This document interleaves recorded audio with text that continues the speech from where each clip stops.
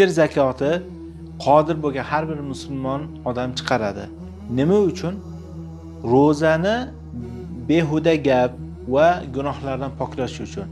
Payg'ambarimiz ham aytganlar bu illatda. Tuhratan lis-soim minal lagwi var rafath va tu'matan lil-masakin.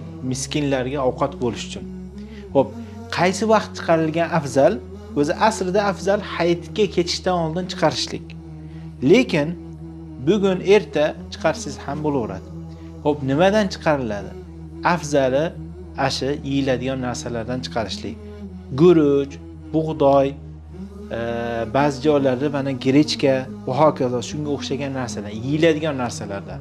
Ya'ni Payg'ambarimiz sollallohu alayhi vasallam davrida arpa, bug'doylar bo'lgan. Hozir zamonimizda guruch. Xo'p, miqdori qancha? 3 kilo.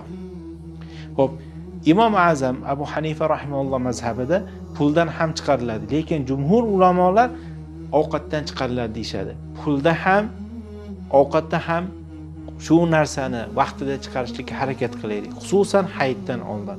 Agar hayitdan keyin chiqaradigan bo'lsangiz, u oddiy sadaqalardan biri bo'ladi. Zakot bo'lmaydi. Alloh barchamizni muvaffaq qilsin.